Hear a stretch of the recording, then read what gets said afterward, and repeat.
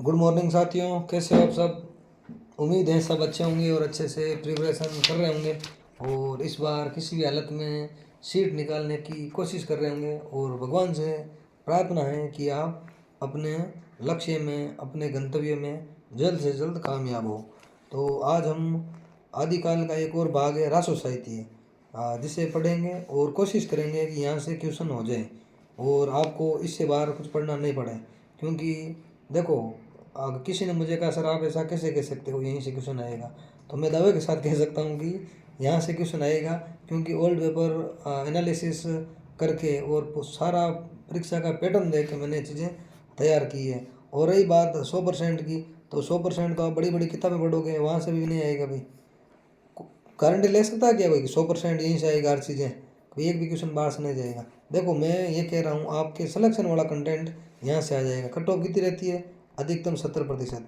तो मैं ये कह सकता हूँ मेरे कंटेंट में से 85+ परसेंटेज क्वेश्चन आ जाएंगे। ठीक है, फिर भी मैं 15% ज़्यादा दे रहा हूँ आपको, तो 70% तक ही लाना है। कौन सी कैटेगरी? जनरल कैटेगरी वालों को।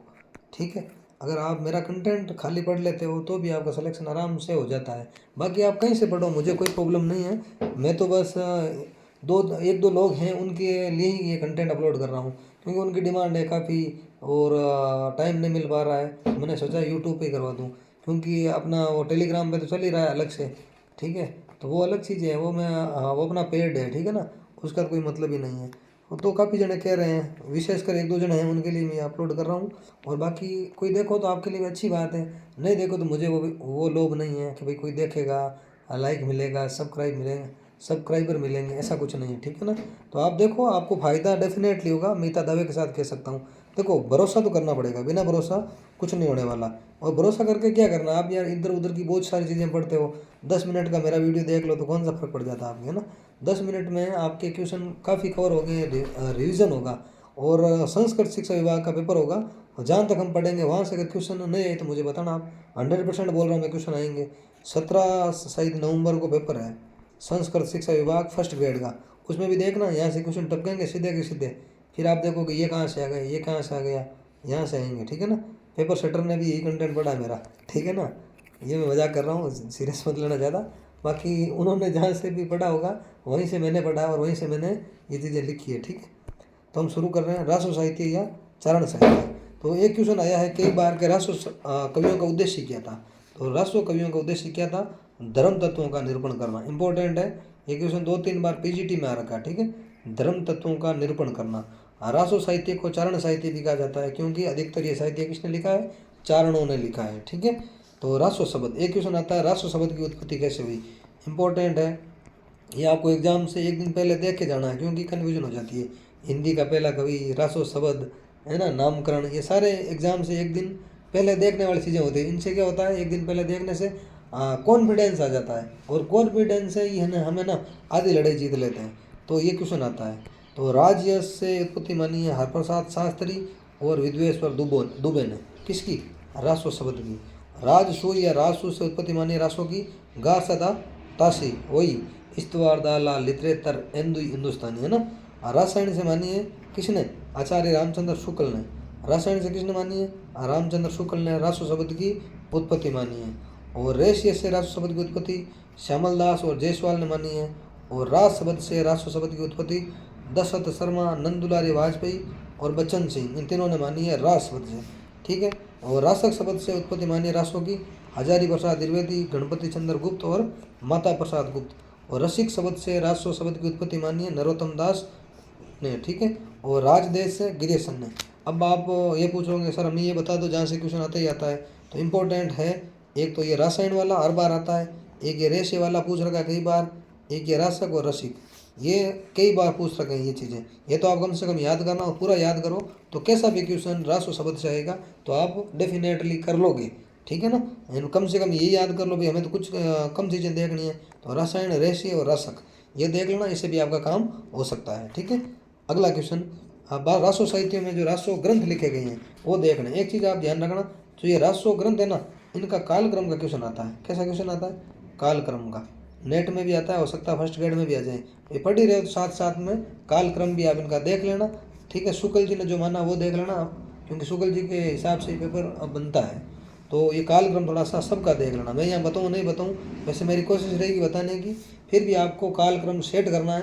कालक्रम का क्वेश्चन आता है वो थोड़ा हार्ड क्वेश्चन होता है क्योंकि हर कोई याद नहीं करता है, ठीक है। तो पहला है रासो साहित्य का ग्रंथ बिसलदेव रासो, जो 1212 ईस्वी में नरपति नाला ने लिखा। किसने लिखा? नरपति नाले ने। और शुक्ल ने बिसलदेव रासो को वीर गीत परंपरा का प्राचीन ग्रंथ माना। क्या माना है? वीर गीत परंपरा का प्राचीन ग्रंथ। किसने? शुक्ल ने। और बिसलदेव रासो को शुक्ल ने पहला वीर काव्य भी कहा है। क्या कहा है? फर्स्ट वीर काव्य, प्रथम वीर काव्य, पहला वीर काव्य, ठीक है। और शुक्ल ने हिंदी का फर्स्ट गेय पद मुक्त काव्य माना बिसलदेव रासो को।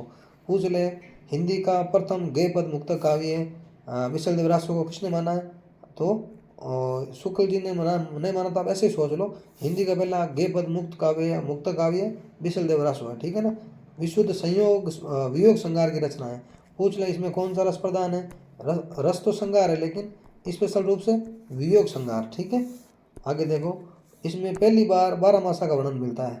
किसमें? बिसलदेव रासो में फर्स्ट बार 12 मासा का वर्णन मिलता है। और 12 मासा कार्तिक मास से शुरू होता है। अब मुझे बताओ, पद्मावत में 12 मासा किस महीने से शुरू होता है? हमने बात कर रखी है किस महीने से? आषाढ़ महीने से। पंक्ति है ना, चढ़ा गगन आषाढ़ गन गाजा, ठीक है। अब मुझे बताओ, चौपाई छंद में 12 मासा का वर्णन किस ग्रंथ में मिलता है? तो किस में मिलता है? नेमिनाथ चौपाई में। हमने बात करी ना, नेमिनाथ चौपाई में, ठीक है। तो ये सारी चीज़ें आपको याद रखना है, ठीक है। और ये साहित्य एक ब्रज भाषा की पहली कृति है। कौन सी? बिसलदेव रासो। अब पूछ ले, बिसलदेव रासो की भाषा क्या है? तो ब्रज भाषा। कैसी? साहित्यिक ब्रज भाषा, ठीक है। बिसलदेव रासो में छंद पूछ ले कितने हैं? तो 125 छंद है। कितने छंद है? 125। शैली कैसी है इसकी? ललित मुक्तक शैली है। और विग्रहराज और राजमती के बारे में इसमें बताया गया है। विग्रहराज और राजमती के बारे में। इसके खंड कितने पूछ ले? बिसलदेव रासो के तो खंड 4 है। कितने खंड है इसके? 4 खंड है। पहले खंड में राजमती और विग्रहराज की शादी होती है। दूसरे खंड में राजमती रूढ़ कर उड़ीसा चली जाती है। कहाँ चली जाती है? उड़ीसा। तीसरे खंड में राजमती का विरह विरह बताया गया है। और बिसलदेव का उड़ीसा से लौटना, ठीक है। बिसलदेव का उड़ीसा से लौटना बताया गया है। और चौथे खंड में राजमती को मनाकर वापस लेके आते हैं। कौन? बिसलदेव। तो ये सारी घटना ये भी पूछ रखी है, इंपॉर्टेंट है, ठीक है। ये भी पूछ रखी है तो आपको याद रखना। खंड कितने हैं? 4। चारों घटनाएं ध्यान में रखनी है, ठीक है। ये हो गया बिसलदेव रासो। बिसलदेव रासो की कुछ पंक्तियां हैं जो हर बार पूछी जाती हैं। पहली पंक्ति है संवत 1272 मंजारी, मतलब लंबी पंक्ति है, आप इतनी याद रखना, इससे आपका काम हो जाएगा, ठीक है। और बिसलदेव रासो ध्यान रखना, ये गेय काव्य है। कैसा काव्य है? गेय काव्य है, विरह काव्य है, और ये श्रृंगार रस की रचना है। कौन सी श्रृंगार? वियोग श्रृंगार की। ये ध्यान रखना, ठीक है ना। विग्रहराज इसमें नायक है और राजमती क्या है? इसमें नायिका है। तो ये सारे क्वेश्चन आ रखे हैं, नायक नायिका के क्वेश्चन आ रखे हैं। जो मैंने अभी बिसलदेव रासो के बारे में बात करी है, करीब करीब सारे क्वेश्चन आ रखे हैं। तो पंक्ति पहले हमने देख ली। दूसरी पंक्ति है नाला रसायन आरंभी, ठीक है। ये पंक्ति भी बिसलदेव रासो की है। तीसरी पंक्ति स्त्री जन्म काई दियो विभो महेश, ये भी बिसलदेव रासो की पूछ रखी है। ये भी पूछ रखी है। दऊ खा पादा हो कुपुल दई, ये भी किसकी है? बिसलदेव रासो की पंक्तियाँ, ठीक है। अब हमीर रासो, हमीर रासो के टाइमिंग है 1357 ईस्वी। और ये सारंगधर ने लिखा। किसने लिखा? सारंगधर ने, ठीक है। इंपॉर्टेंट है, ध्यान रखना। और शुक्ल ने इस रासो से अपभ्रंश के ग्रंथों के परंपरा की समाप्ति मानी है। शुक्ल ने हमीर रासो से अपभ्रंश के ग्रंथों की परंपरा की समाप्ति मानी है कि भाई इसके बाद अपभ्रंश के ग्रंथ नहीं लिखे गए। किसने माना? शुक्ल ने। किससे पूछ ले? हमीर रासो से। रचना किसकी है? ये सारंगधर की, ठीक है। और ये अप्राप्य ग्रंथ है। कौन सा? हमीर रासो मिला नहीं है। तो भाई कुल मिला के आप पूछोगे मिला नहीं तो फिर आप कैसे पढ़ा रहे हो? आपने कहाँ से? आपने खोज की है, मैंने खोज नहीं की। खोज किसने की है? एक लक्ष्मीधर थे जिन्होंने प्राकृत पेंगलम लिखा था। क्या लिखा? प्राकृत पेंगलम, जिसमें 8 छंद मिले हैं जिससे हमीर रासो की कल्पना की गई है, ठीक है ना। प्राकृत पेंगलम के 8 छंदों के आधार पर हमीर रासो की कल्पना की गई है, ध्यान रखना। अगला रासो ग्रंथ है भाई परमाल रासो। कौन सा? परमाल रासो। ये 13वीं सदी की रचना है और जगनिक ने लिखा है परमाल रासो। किसने लिखा है? जगनिक ने। ध्यान रखना, 13वीं सदी की रचना है। और श्याम सुंदर दास ने नागरी प्रचारणी सभा से परमाल रासो को प्रकाशित करवाया। पूछ ले, परमाल रासो को प्रकाशित किसने करवाया? तो ध्यान रखना, श्याम सुंदर दास ने प्रकाशित करवाया, ठीक है। और 1865 में फर्रुखाबाद के कलेक्टर थे इलियट, जिन्होंने आलाखंड नाम से परमाल रासो को प्रकाशित करवाया। ठीक है। श्याम सुंदर दास ने तो नागरी प्रचारणी सभा से करवाया, और फरुखाबाद के कलेक्टर थे इलियट, उन्होंने आलाखंड नाम से परमाल रासों को प्रकाशित करवाया। ठीक है। और परमाल रासो सर्वाधिक प्रमाणिक रासो ग्रंथ है, ध्यान रखना, पूछ ले सर्वाधिक प्रमाणिक रासो ग्रंथ कौन सा है, तो परमाल रासो इंपॉर्टेंट है। काम की चीज़ें है ना, वो आप वही देखो, फालतू की चीज़ें क्यों देख रहे हो भाई। आपके कई चीज़ें ऐसी है जो आने वाले 50 सालों में नहीं पूछी जाएगी, आप पढ़ रहे हो, मेरे हिसाब से नहीं पढ़नी चाहिए। ठीक है ना। और आलाखंड वे विकसनशील लोकगाथा काव्य भी सिखाया जाता है। परमाल रासो को आलाखंड भी कहा जाता है। कौन सा खंड, आलाखंड भी कहा जाता है। और विकसनशील लोकगाथा काव्य भी परमाल रासो को कहा जाता है। और परमाल रासो मूलतः मौखिक परंपरा पर आधारित एक काव्य है, जिसे जन समूह की निधि माना जाता है, क्योंकि लोगों को याद है। ठीक है ना। तो जन समूह की निधि, निधि किसको कहते हैं, पूंजी को। ठीक है। तो ये जन समूह की निधि है परमाल रासो। मूल रूप से किस शैली में था, गेय शैली में था। किस शैली में, गेय शैली में। और सर्वाधिक वीर रस की उत्कृष्ट व्यंजना इसमें मिलती है, इसलिए इसे बेलेट्स या युद्ध काव्य भी कहा जाता है। पूछ ले परमाल रासो को क्या कहा जाता है, बेलेट्स या युद्ध काव्य भी कहा जाता है। ठीक है। शुक्ल ने इसके बारे में कहा है कि ये केवल गूंज मात्र है, मूल शब्द नहीं, ऐसा कुछ है, खाली ये ध्यान रखना, ये केवल गूंज मात्र है। किसने कहा है, शुक्ल ने। किसके बारे में कहा है, विशल देव रासो के बारे में, हमीर रासो के बारे में ना, सॉरी परमाल रासो के बारे में। ठीक है। और इसकी एक पंक्ति इंपॉर्टेंट है, 12 बरस ले कुकर जिए, 13 बरस ले जिए सियार। वेरी वेरी इंपॉर्टेंट है। किसकी पंक्ति है ये, परमाल रासो की। ठीक है। अगला है विजयपाल रासो, ये 16वीं सदी की रचना है, और नल सिंह इनके लेखक है। देखो इनका क्रम का क्वेश्चन आता है, बार बार मैं कह रहा हूँ, तो आपको क्रम का क्वेश्चन देखना है हर बार। ठीक है। खुमान रासो 9 से 17वीं सदी की रचना है ये। किसी ने 9वीं सदी मानी और किसी ने 17वीं सदी। तो ये दलपत विजय इसके लेखक है। किसके, खुमान रासो के लेखक पूछ लें तो कौन है, दलपत विजय। दलपत विजय खुमान रासो के लेखक हैं। और इसकी भी एक पंक्ति कई बार पूछ रखी है, तीज पीऊ चित्तौड़ ना आवी सावन पहली तीज, ऐसा कुछ करके पंक्ति है। तो आप 2-4 ये शब्द ध्यान रखना, तीज पीऊ चित्तौड़, भाई ऐसे शब्द मिल जाए तो ये खुमान रासो की पंक्ति है। ठीक है। मैं वही पंक्तियाँ बता रहा हूँ जो बार बार पूछी जा चुकी है। ठीक है ना।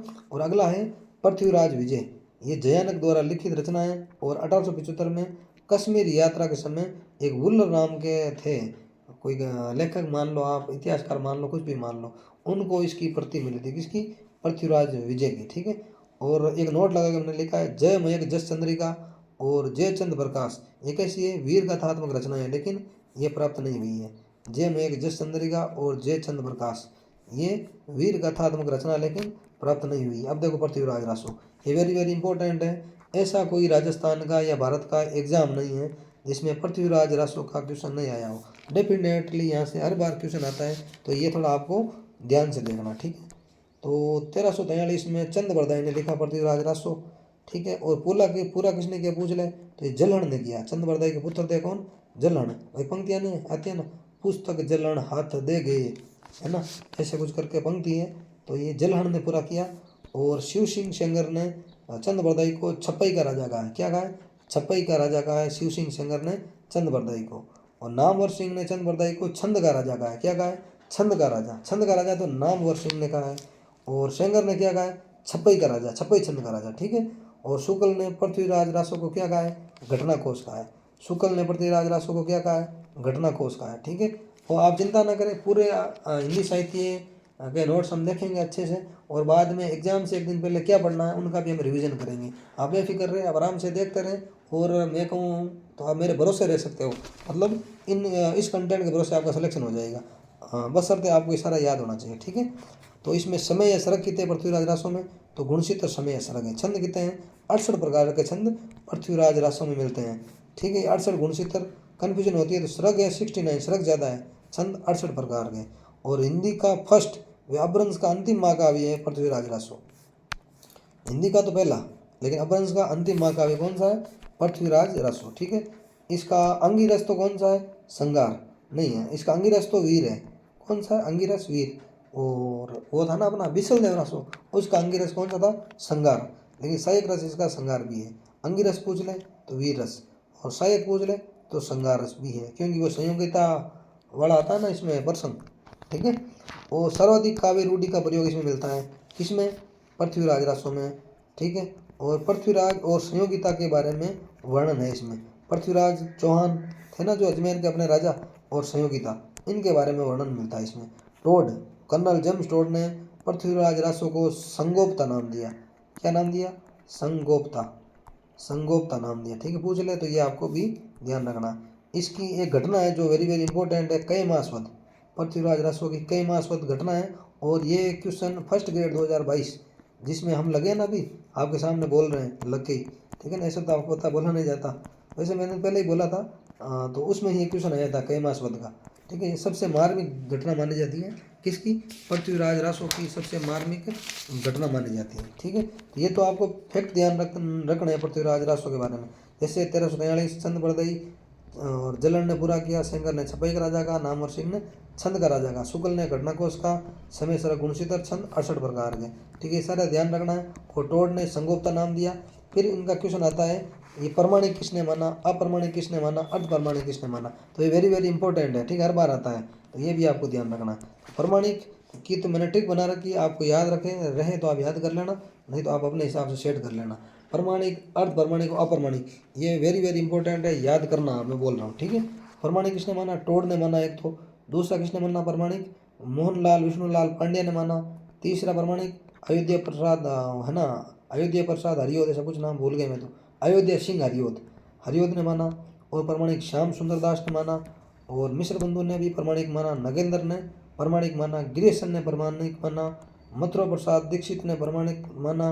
गारसादा तोसी ने भी पृथ्वीराज रासो को क्या माना?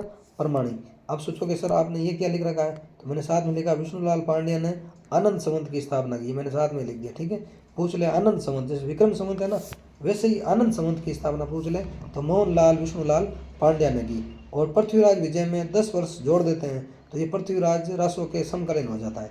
क्वेश्चन आ जाए कि कौन से ग्रंथ में 10 साल जोड़ दें तो वो पृथ्वीराज रासो के समकालीन हो जाए, तो पृथ्वीराज विजय में, मतलब पृथ्वीराज विजय पृथ्वीराज रासो से 10 साल पुराना माना जाता है। ठीक है, इस पंक्ति के हिसाब से। ठीक है, श्याम सुंदर दास ने 1905 में संपादन किया था इसका पृथ्वीराज रासो का। ठीक है, तो प्रमाणिक मानने वाले कौन है? प्रमाण लेके मोहि श्याम हरि मिश्र गिरे ना मथुरा में। तो मैंने ट्रिक बना रखी, एक एक अक्षर लिया है। ठीक है ना, अब देखो अर्ध प्रमाणिक किसने माना है, तो इसकी भी ट्रिक बनाई मैंने। आधे परमाणु की विजय अगर 10 हजारों ने सुनी, आधे परमाणुओं की विजय अगर 10 हजारों ने सुनी। आप ये ट्रिक से भी सेट कर सकते हो, और जैसे आपको याद रहे आप वैसा कर लेना, कोई दिक्कत नहीं है। ठीक है, तो अर्ध प्रमाणिक मानने वाले मुनि जीन विजय, अगरचंद नाहटा, दशरथ शर्मा, हजारी प्रसाद द्विवेदी, सुनीति कुमार चटर्जी, माता प्रसाद गुप्त, इन्होंने क्या माना पृथ्वीराज रासो को? अर्ध प्रमाणिक। ठीक है, यह ट्रिक ध्यान रखना। आधे परमाणुओं की विजय अगर 10 हजारों ने सुनी, जैसे जैसे देखो ट्रिक कैसे सेट करी मैंने। आधे यानी अर्ध प्रमाणिक, ठीक है, कि विजय, विजय यानी जीन विजय, अगर यानी अगरचंद नाहटा, 10 यानी दशरथ शर्मा, हजारों यानी हजारी बाबा, ने यानी अच्छा ने छोड़ दो, ने साइलेंट है, सूस है, सुनीति यानी सुनीति कुमार चटर्जी, ये माता प्रसाद इसमें लिख दो। अगर आधे परमाणु की विजय अगर 10 हजारों ने सुनी माता। ठीक है, ये बाद में शायद मुझे मिला एक और राइटर, तो मैंने इसमें लिख दिया। ठीक है, तो ये सारे ध्यान रखना। अगरचंद नाहटा ने पृथ्वीराज रासो की प्रतियाँ खोजी थी। क्या खोजी थी? प्रतियाँ। ठीक है, और हजारी प्रसाद ने इसे सुख सुखी संवाद कहा। किसको? पृथ्वीराज रासो को हजारी प्रसाद द्विवेदी ने क्या कहा है? सुख सुखी संवाद कहा है। और इन्होंने संक्षिप्त पृथ्वीराज रासो लिखा था। किसने? हजारी बाबा ने। हजारी बाबा मतलब HP हजारी प्रसाद द्विवेदी। सर्ग पूछ ले इसमें कितने हैं, तो 7 सर्ग है। किस में 7 सर्ग है भाई? संक्षिप्त पृथ्वीराज रासो में। ठीक है, माता प्रसाद गुप्त ने पृथ्वीराज रासो का प्रमाणिक संपादन किया। कैसा संपादन किया? प्रमाणिक संपादन किया। ठीक है, प्रमाणिक संपादन किसने? माता प्रसाद गुप्त ने। ठीक है दोस्तों, अगला क्वेश्चन आता है पृथ्वीराज रासो को अप्रमाणिक किसने माना। ठीक है, ये क्वेश्चन हर बार हर एग्जाम में आता है, थोड़ा सा इनको सीरियस लेना आप। ठीक है, अप्रमाणिक मैंने ट्रिक बनाई, देवी शुक्ल श्यामल मेरा अप्रमाणिक हीरा भूल गया। ठीक है, आपको जैसे भी याद हो आप ऐसे याद कर लेना। 101% क्वेश्चन आता है प्रमाणिक, अप्रमाणिक, अर्धप्रमाणिक का। ठीक है, तो पहले अप्रमाणिक मानने वाले मुंशी देवी प्रसाद, दूसरे शुक्ल जी, तीसरे श्यामल दास जी, चौथे मुरारीदान, पांचवा हीराचंद ओझा, फिर गुल्लर, फिर राम कुमार वर्मा, अमृतशील और मोरिशन। इन्होंने क्या माना है? अप्रमाणिक माना है। किसको? पृथ्वीराज रासो को। अब कुछ एक्स्ट्रा देख लें तो शुक्ल ने पृथ्वीराज रासो को जाली ग्रंथ कहा है। कैसा ग्रंथ कहा है? जाली ग्रंथ। अब सीधे क्वेश्चन आ जाए कि पृथ्वीराज रासो को जाली ग्रंथ किसने कहा है, तो किसने कहा है? आचार्य रामचंद्र शुक्ल। ठीक है। वो हीराचंद ओझा ने तर्क सहित खंडन किया है किसका? पृथ्वीराज रासो का। पूछ लें, पृथ्वीराज रासो का तर्क सहित खंडन किसने किया? तो किसने किया है? हीराचंद ओझा ने, ठीक है। और वुलर ने पृथ्वीराज विजय के आधार पर इसे अप्रामाणिक माना। पूछ लें, पृथ्वीराज विजय के आधार पर अप्रामाणिक किसने माना है? तो वुलर ने। वुलर को प्रतियां मिली थी ना कश्मीर में पृथ्वीराज विजय की, तो इसी के आधार पर इसे क्या माना? अप्रामाणिक। लेकिन शंभुनाथ सिंह ने पृथ्वीराज रासो को विकसनशील महाकाव्य कहा। क्या कहा है? विकसनशील महाकाव्य कहा है, ठीक है, ध्यान रखना। और माता प्रसाद गुप्त ने राष्ट्रीय आदर्शों का सच्चा प्रतिनिधि कोई काव्य है तो वो पृथ्वीराज रासो है, ऐसा किसका मानना है? माता प्रसाद गुप्त का। और बच्चन सिंह ने पृथ्वीराज रासो को महाकाव्यात्मक राजनीतिक त्रासदी कहा है। क्या कहा है? महाकाव्यात्मक राजनीतिक त्रासदी। महाकाव्यात्मक राजनीतिक त्रासदी पूछ ले किसने कहा है पृथ्वीराज रासो को? तो बच्चन सिंह ने कहा है, ठीक है। अगली इनकी कुछ पंक्तियाँ आती है एग्जाम में कई बार, तो ये ध्यान रखने। पहली पंक्ति, उक्ति धर्म विशाल से राजनीति नवरस, ये पंक्ति भी पृथ्वीराज रासो की। दूसरी पंक्ति, पुस्तक जलन हथ दे गए, ये काफ़ी लंबी पंक्ति है, अपना एग्जाम MCQ टाइप का होता है, तो आपको थोड़े थोड़े सब ध्यान रखना है। पूरी पंक्तियाँ देखो याद नहीं होती है, हाँ इंटरव्यू होता है ना, वो आपको पूरी याद करनी पड़ती है, तो आप इतनी याद रखोगे ना तो भी अगर आप इंटरव्यू में जवाब दोगे ना तो भी उनको लगेगा कि बच्चे को कुछ आ रहा है, क्योंकि देखो सारी पंक्तियाँ याद नहीं होती। हिंदी में इतनी पंक्तियाँ हैं, बहुत सारी पंक्तियाँ, तो हमने वो लिए जो बार बार एग्जाम में पूछी जाती है और पूछी गई है और पूछी जाएगी, ठीक है। अगली पंक्ति, मनु कला शशि बान कला, ऐसे करके भी पंक्ति है, ये भी पृथ्वीराज रासो की। फिर है बजी घोर निशान, ये भी किसकी है? पृथ्वीराज रासो की। एक है पद्मिनी रूप पद्मावती है मनु, ये भी पृथ्वीराज रासो की है। ये पद्मिनी पद्मावती है, इन शब्दों से आपको कन्फ्यूज नहीं होना है, नहीं तो क्या है कि आप पद्मावत कर दो, ऐसा नहीं करना है। रासक असंभु नवरस सरस छंद छंद, ये अंतिम पंक्ति है पृथ्वीराज रासो की, ध्यान रखना। और ये पहली पंक्ति है पृथ्वीराज रासो की, ये असिस्टेंट प्रोफेसर में पूछ रखी है ये पंक्ति, हो सकता है आपकी बात ये पूछ ले लास्ट, तो फर्स्ट और लास्ट याद रखना, और बीच में हमने जो बातें करी है वो भी आपको याद रखना है। अगले कुछ ग्रंथ हैं जो बार बार पूछे जाते हैं रासो साहित्य के। हमीर महाकाव्य नयन चंद सूरी का है, हमीर विजय जयचंद सूरी का है, और हमीर हट पूछ ले, ये किसका है? हमीर हट ग्वाल का, ठीक है। हमीर हमीर से कन्फ्यूजन नहीं होनी चाहिए किसी भी तरह में, है ना। अगला हमीर हट, ये चंद्रशेखर वाजपेयी का है, जिसमें पंक्ति है ना तिरिया तेल ऐसे करके है हमीर की हट के बारे में, तो मैंने तिरिया तेल लिख रखा है, इससे अपना काम हो जाता है। तो भाई देखो आपको तो MCQ टाइप एग्जाम देना है, कुछ ना कुछ पकड़ना है, उनकी पेपर आपके सामने होगा, ऑप्शन 4 आपके सामने होंगे, ABCD, पहचान नहीं तो है, पहचान लेना, ये सही है, बस गोला भर देना, आपका हो गया भला। अगर एक गोला गलत भरता ही आप 2000 नीचे आ जाओगे सीधे, 2 गोले गलत भरे 4000 नीचे, ऐसे जितने जितने गोले गलत भरोगे ना वैसे वैसे आप नीचे आते रहोगे, ठीक है। तो ढंग से करना, अच्छे से करना है, ठीक है। और हमीर रासो पूछ ले तो ये जोधराज की रचना है, देखो इनमें कन्फ्यूजन नहीं होना है। हमीर महाकाव्य नयन चंद सूरी, हमीर विजय जयचंद सूरी, हमीर हट ग्वाल, ठीक है। और एक हमीर हट चंद्रशेखर वाजपेयी की भी है, और एक हमीर रासो किसकी है? जोधराज की, ठीक है। फिर रासो साहित्य की कुछ विशेषता, अब इसके बाद हम आदिकाल की विशेषता भी देखेंगे, लेकिन थोड़ा ये देख लो, है ना। वीर एवं संगार रस का सांगोपांग चित्रण मिलता है रासो साहित्य में। वीर एवं संगार रस का सांगोपांग चित्रण किसमें मिलता है? रासो साहित्य में। रासो साहित्य की ऐतिहासिकता क्या है? संदिग्ध है, क्योंकि ऐतिहासिकता संदिग्ध क्यों है? क्योंकि ये प्रमाणिक रूप से थोड़ा कम ही मिलता है, पूरा नहीं मिलता, जैसे परमाल रासो मिलता है बाकी नहीं मिलता, ठीक है ना। युद्धों का सजीव चित्रण मिलता है रासो साहित्य में। अब पूछ ले सजीव कैसे मिलता है? क्योंकि चारण कवि युद्धों में साथ जाते थे राजाओं के, तो राजा लोग युद्ध करते थे और वहाँ ही आंखों देखा युद्ध देखते थे, जैसे हम मैच नहीं देखते हैं बाहर बाउंड्री के बाहर बैठ गए, वैसे ये चारण देखा करते थे, कवि देखा करते थे, तो ये सजीव चित्रण है, क्योंकि उन्होंने जो देखा वैसा ही लिख दिया, ठीक है। और रासो साहित्य डिंगल व पिंगल भाषा शैली में लिखा गया। कौन सी शैली में? डिंगल और पिंगल भाषा शैली में, ठीक है। इतिहास व कल्पना का समन्वय मिलता है इसमें, किसमें? रासो साहित्य में इतिहास और कल्पना का समन्वय मिलता है, कुछ ऐतिहासिक भी है और कुछ कल्पनाओं के माध्यम से भी कवियों ने लिखा है। रासो साहित्य में दरबारी सामंती अभिजात्यवाद मिलता है, दरबारी सामंती अभिजात्यवाद, ठीक है ना। और जनजीवन से संपर्क अभाव मिलता है रासो साहित्य में, क्योंकि जन जीवन से संपर्क इतना था नहीं, और ठीक है। प्रकृति का उद्दीपनकारी चित्रण मिलता है रासो साहित्य में। विभिन्न छंद और काव्य रूपों का प्रयोग भी किसमें मिलता है? रासो साहित्य में। और संकीर्ण राष्ट्रवाद मिलता है रासो साहित्य में। अब पूछ लो भाई संकीर्ण राष्ट्रवाद कैसे?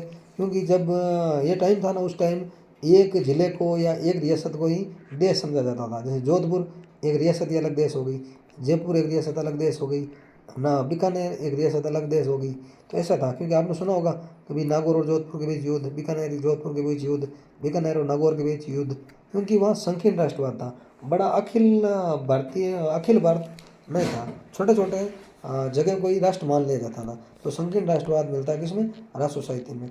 भारतीय संस्कृति के उदात्त मूल्यों का चित्रण भी किसमें मिलता है? राष्ट्र साहित्य में। वो जो है भारतीय संस्कृति के उदात्त मूल्य का चित्रण किसमें मिलता है? तो राष्ट्र साहित्य में। और मैं आपसे पूछूं क्या ये आदिकाल की भी विशेषता है? हाँ है। संकीर्ण राष्ट्रवाद आदिकाल की विशेषता है? तो आपको जोर से कहना है हाँ सर है, क्योंकि जैन, सिद्ध, नाथ और विद्यापति हो गया और अमीर खुसरो, इन सारों की जो विशेषता है वो आदिकाल की विशेषता है। ठीक है। लोक जीवन से इतर साहित्य लेखन भी मिलता है किसमें? बताओ राष्ट्र साहित्य में। ठीक है। तो हम लोगों ने बात कर ली है आज राष्ट्र साहित्य के बारे में। अब अपने बच्चे हैं आदिकाल के सिर्फ विद्यापति और बताओ कौन? अमीर खुसरो। विद्यापति और अमीर खुसरो। तो अगला वीडियो में हम बात करेंगे विद्यापति और अमीर खुसरो के बारे में और आदिकाल की विशेषता के बारे में। उसके बाद हमारा आदिकाल हो जाएगा एकदम पूरा। अगर आप ये पढ़ के जाते हो तो अगर 10 क्वेश्चन आते हैं आदिकाल के, तो मैं दावे के साथ कह सकता हूँ 8 क्वेश्चन अपने कंटेंट में से आदिकाल के आ जाएंगे। ठीक है, अपने कंटेंट में से। अगर आप बड़ा ग्रंथ पढ़ोगे उसमें से मान लो 10 में से 10 आते हैं तो आप 4 भी नहीं कर पाओगे, क्योंकि इतनी बड़ी किताबें आपको याद नहीं रहती। तो मेरा कंटेंट पढ़ के अगर आप 10 क्वेश्चन आते हैं मेरे कंटेंट में से तो अब 8 क्वेश्चन आराम से आप कर लोगे। और बड़ा ग्रंथ पढ़ के आप 4 क्वेश्चन भी नहीं कर पाओगे, क्योंकि ज़्यादा पढ़ोगे तो ज़्यादा कन्फ्यूजन होगी और ज़्यादा चिंता होगी, याद भी नहीं होगा। तो मेरा तो कंटेंट थोड़ा सा कंटेंट है, छोटा सा कंटेंट है, आराम से आप कर सकते हो। ठीक है साथियों, मिलते हैं नेक्स्ट वीडियो में अगले अमीर खुसरो और विद्यापति के साथ। ठीक है। जय हिंद, जय भारत।